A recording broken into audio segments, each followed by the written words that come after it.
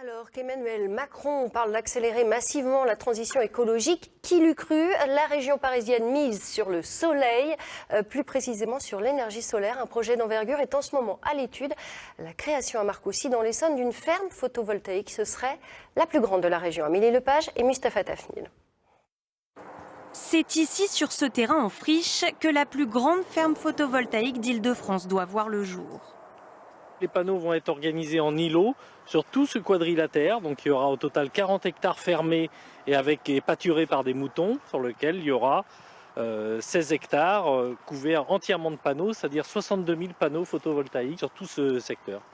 À terme, l'installation devrait ressembler à ça.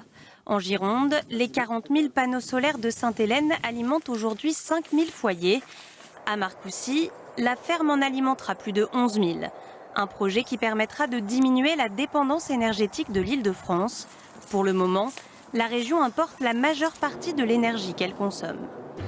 On est globalement en retard en France. C'est vrai que des pays du nord de l'Europe, alors qu'il y a moins de soleil, ou même l'Allemagne, sont bien en avance sur ces projets-là.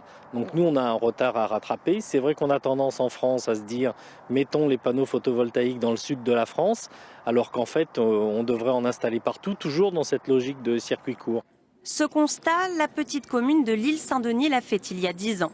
À l'époque, elle installe 270 mètres carrés de panneaux solaires sur le toit d'une école. Depuis, à chaque fois qu'elle rénove un bâtiment, elle essaye de mettre en place le même dispositif, comme sur cette médiathèque rénovée en 2013. C'est une production, on va dire, anecdotique. 30 mètres carrés, c'est ce qu'on va trouver couramment sur une maison particulière. Ça va produire 2000, 2500, 3000 watts. C'est pas grand-chose, mais pas grand-chose, c'est toujours mieux que rien du tout. Et puis sur le plan du symbole, ça compte aussi.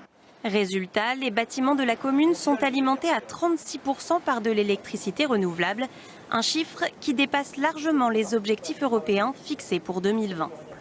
Alors pour aller plus loin sur le sujet, Olivier Berland, animateur pour l'association Énergie Partagée, est avec nous sur ce plateau. Bonjour. Bonjour. Alors on a bien entendu le propos dans le reportage, mais d'abord la question que tout le monde se pose en Île-de-France, y a-t-il assez de soleil pour produire de l'énergie solaire?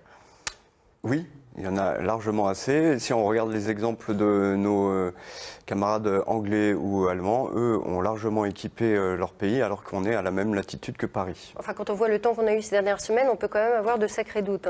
Effectivement, je vous le fais pas dire. Mais en matière d'énergie, on raisonne à l'année et sur une production annuelle et pas seulement sur juste à l'instant T, puisque effectivement aujourd'hui on a du soleil. Mais hier c'était gris et on avait peu de soleil. Il faut voir tout ça sur l'échelle d'une année. L'IDF, l'Île-de-France, est en retard sur le photovoltaïque, ça c'est un fait. À quel point ? Écoutez, l'exécutif régional s'est fixé des objectifs qui sont importants. En 2020, par rapport à ce qui est aujourd'hui, on a 85 mégawatts crête installés en Île-de-France. En 2020, l'objectif serait de faire x20 et à l'échéance 2050, x50. Ça représente quoi ? x100, pardon.